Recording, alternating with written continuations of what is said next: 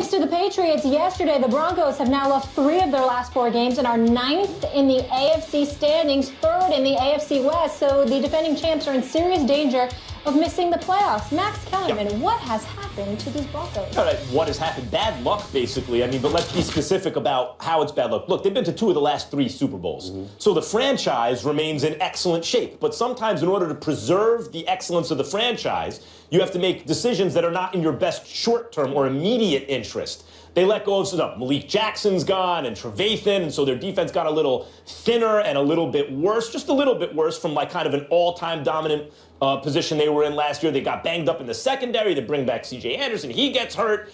So all these little things contribute to a team. Oh, and by the way, they were so bad at the quarterback position last year that Peyton Manning played in the playoffs, as bad as he was. And the reason he played is because that's how bad Osweiler was. And yet still they felt Osweiler was their best option, a guy who just got benched for the Texans to come back in the game, and offered him like $16 million a year. He got more elsewhere. So their number 1 option, who was terrible, Peyton Manning last year's gone. Their number 2 option, they couldn't even retain. So they go with their number 3 option, and Elway took a calculated risk here. Maybe we're good enough to get back to the playoffs anyway while we preserve our cap going forward, because we have the nucleus of a dynastic team if we get this right. And all that said, they're going to just miss the playoffs this year. So it's like, what happened to them? The NFL happened to them. This is how it goes. They're not the same type of football team that we've seen. They were defensive heavy last year, and they've had a lot of injuries on the D-line. Wolf has been hurt and banged out in and out every now and then. You look at their secondary, you mentioned it. They're not the same fly zone secondary. But the offensive line is not good. Let's not, we've glossed over it because we talked about Peyton and the run game. The reason the run game is not the same because, first of all, they have running backs by committee. It was even inconsistent last year with Peyton, though. It wasn't until like down the stretch they got I'm glad you brought that up because, we can talk about Gary Kubiak and his offense. His offense is pretty much what made Mike Shanahan very successful in Denver.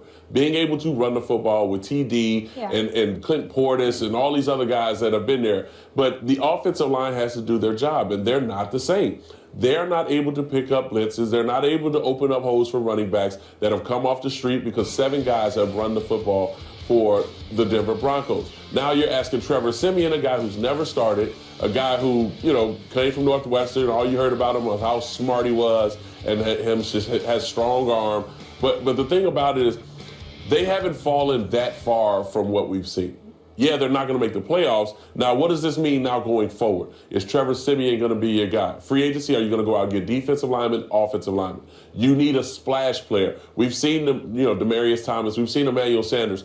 Are you going to go get that tight end like you had with Julius, with their tight ends that they've had? Jacob Tamme, all these guys that have been very successful with Peyton Manning. But you need somebody to come with maybe Paxton Lynch. Eventually, we need to see what Paxton Lynch can do, and will he be your guy? I believe in John Elway. I think he obviously is a 2-time Super Bowl champion as a quarterback. He's a Super Bowl champion as an executive. He deserves a lot of credit. But we can't completely absolve him from blame here.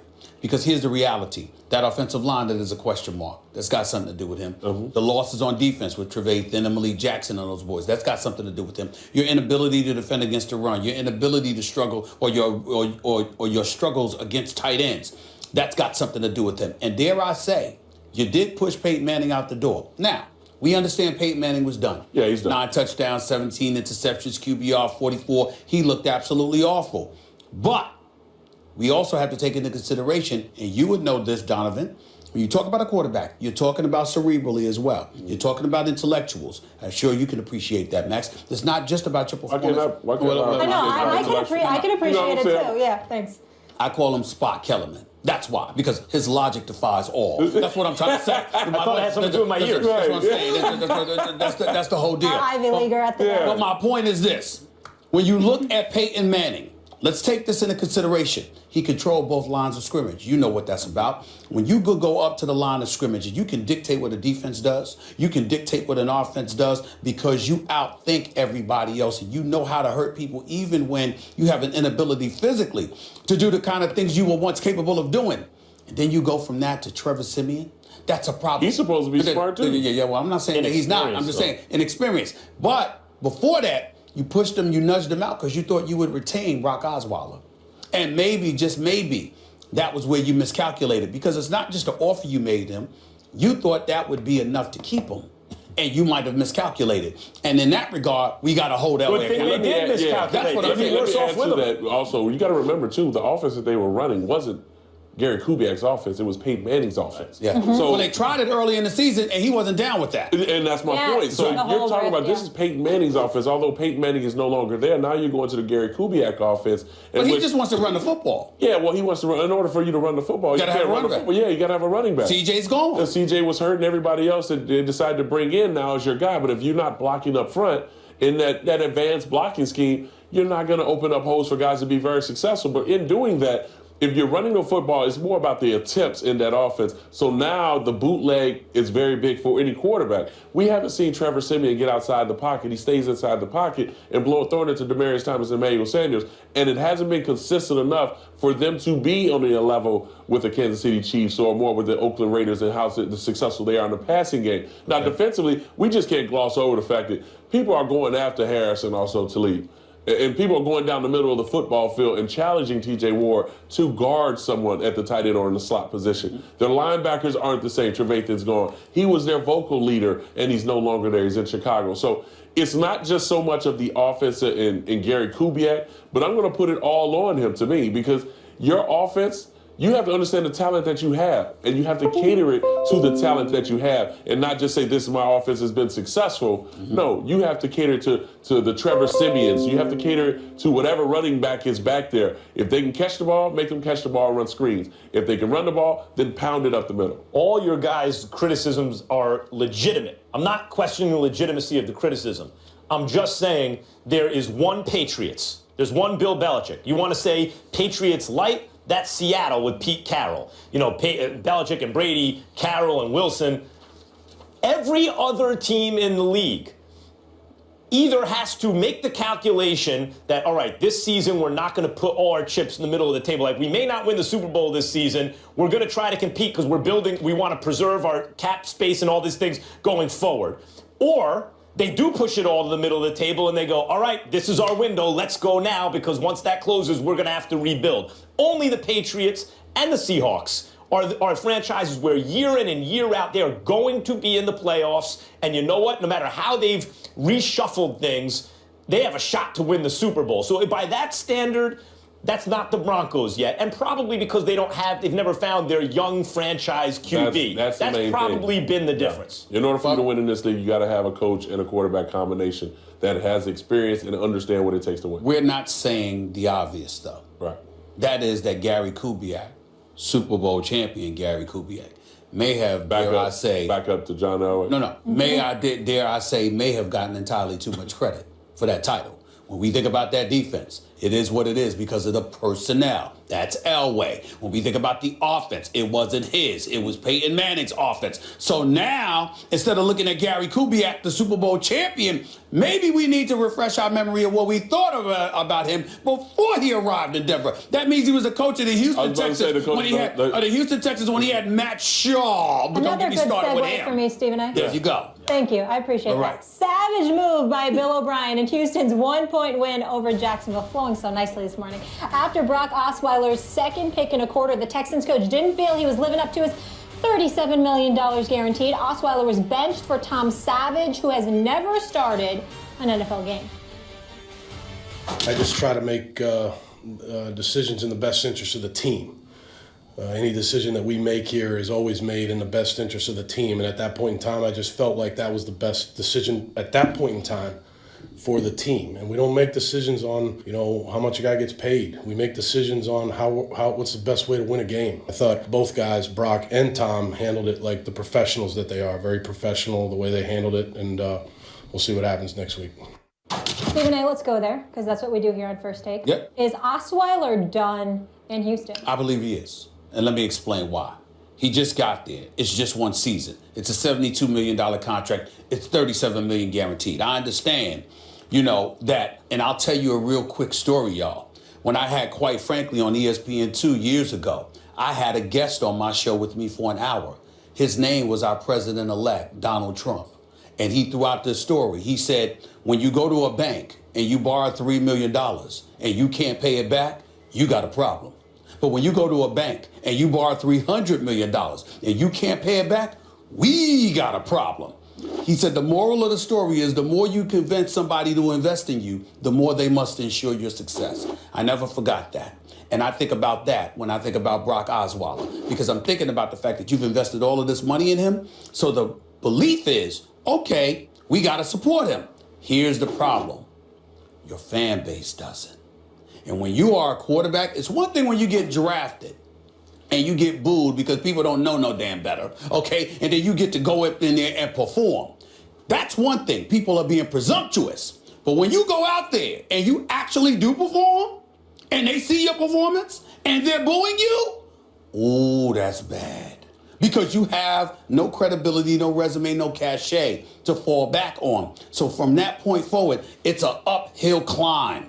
And I don't believe Brock Osweiler has the makeup to overcome that in Houston, which is why I take the position that I take. I think he's done in Houston. He's done because he's not good. He never was good. I'm just saying. I mean, those Pac-12 quarterbacks, remember that little era where it was like Andrew Luck, and then there was Matt Barkley, and there was Osweiler, and there was Foles. You know, congratulations to them because not Barkley, but Foles and Osweiler actually had a little run in the NFL. That's not easy. But Barkley kind of is. Barkley's doing a good job in Chicago. Yeah. The Packers stuff. I mean, you know, the point is they stuck more or less in the NFL, and some of them started, and Nick Foles had a good year under a certain system and everything. So that's not nothing. That's something. That's better than most. But they're just not that good. Andrew Luck was a stud, and the rest of them just not that good. And Osweiler is tall. You know, that's true. He was tall in college. That we can all see that. He just has never been that good. It was a mistake to give him the contract. And now, and Tom Savage, by the way, Bill O'Brien is, to me, the hero of the story. Because in a league where you see head coaches consistently make cowardly decisions based on the fear of being second-guessed and the way the orthodoxy says they should do things, it's by the book, not going for it on fourth down, etc. This was a gutsy call for him to say, you sit down with all that money they owe him, and bring in a guy off the bench who leads a comeback win. To me, that's the big story. But he's and you know the coaching tree comes from Bill Belichick. That's right. But in terms of the Osweiler question, he's done because he's not that good. Okay, let's really break this whole thing down. And I think that he's not done. Now, does he have the mental makeup? No, I don't believe he does. Because he doesn't understand about having success. Now, when you understand about having success, you understand how to prepare for success. For a guy who struggled in Denver, went over to Houston, struggled from the beginning of the season, didn't even find his number one wide receiver since the time he's been in there. And all of a sudden, Savage comes in, and they target Hopkins so many times with Savage in there. It says a lot about this young man and his mental makeup. But let's go back to Bill O'Brien. Besides Tom Brady, what quarterbacks has he ever groomed to get ready and be an elite type of quarterback? Hasn't happened. There you go. That's something no one talks about. This offense, how many other quarterbacks have been very successful in this offense? Take Tom Brady out. Tom Savage. What, in a half? And remember, he was a He's draft got a great pick. last name. He was a draft pick by Bill O'Brien. Right. Now, why is it fourth rounder? Well, right, but I'm saying from Pittsburgh, a lot of people talked about his upside. Yeah. But why hasn't he played leading up until this point? Because he's not ready. So why are you now all of a sudden going to throw him in there when you, at this particular point, still have a chance of making the playoffs to throw a young man in there that you know is not ready to play a full game? Are you saying it's a prerequisite to be a coach in the NFL or a successful coach? Are you saying it's the most important thing, or it's just something that you have to have as a prerequisite to develop a quarterback? In other words, if you can't do that, you're DQ? If you're an offensive-minded coach, and you started being a quarterback coach, then an offensive coordinator, you should have on your resume that you've groomed a quarterback, and we can look back and say, well, you know what? That's a guy that was coached by Bill O'Brien. We can say the same thing about Josh McDaniels. Has Josh McDaniels been responsible for Tom Brady's success? And what other quarterback has been successful in his offense? Kyle Orton, Tim Tebow? No. See, this is the thing. So you're not sold on Bill O'Brien? I'm not sold on Bill O'Brien in this offense either. This is not an offense that's best suited for the talent that you have. Now, we talked about Pac-12 quarterbacks. They haven't been successful. So what type of quarterback is Brock Osweiler? He's not a quarterback. But he's Ryan Mallett. He's Ryan Mallett to me. But here's the problem. Oof. This is what they say about Brock Osweiler now. Season-long tendencies of being indecisive, holding the football too long, frequently overthrowing receivers, and forcing ill-advised passes. This is their critique of Brock Osweiler. Yeah. Look at what I just said. Those four things that I just said. That don't sound like no damn quarterback to me. Well, it don't sound like a Overthrowing quarterback passes, because holding on the football too long. well, But of course they're going to say that because at this particular point, we've seen that. All right, then. So they're trying to cover themselves. So what are we going to hear about Tom Savage if he decides to start from 5 or 6 or 7 games? No experience, strong arm, Donovan McNabb. inaccurate. Donovan McNabb, Yeah. give it to me straight. Are they wrong when they say Brock Osweiler looks indecisive? He's holding on to the football too long? No. He's overthrowing passes? That don't sound like a damn quarterback is what But I'm we trying can to say. also say that about Brian Hoyer. We can also say I that didn't about think he Ryan was Mallett. wrong. We can say that everybody that's I been didn't in think that they were offense. quarterbacks either. But these are guys that have been in that offense. Are you saying that in another offense, Osweiler's a good NFL quarterback? If the offensive coach catered the offense around his ability, you just paid him that money. What is his ability? His ability has a strong arm, get the ball downfield. Nothing to do with intermediate. That sounds like Jamarcus Russell. He had a strong arm with the ability to get the ball down the field. Were they both high draft picks? Excuse me, and he was, listen. That means the scouting department is not that good. Mr. Jabba the Hutt himself, who should have been arrested for Why you gotta talk about his size? Look, he was eating burgers. That's why. Instead of being in the film room and practicing. That's why. I have one question, yes or no, because we have to go to break. You talked about his mental makeup, that he doesn't have the right mental makeup. Can that be coached, or is that innate as a quarterback That's to be something successful? you're born with. That's just something you're born with. But I think he starts next week. All right. Donovan, so good to see you. And now I Always don't have good to to say until next week. We're going to see you on Friday. See you on Friday. Every Monday and Friday. on national television and Bookending. defended Brock Osweiler. He's gonna start next week. All right. Could Andy Reid do something with Brock Osweiler? Yes, he could. Did it with Nick Foles. Coming up.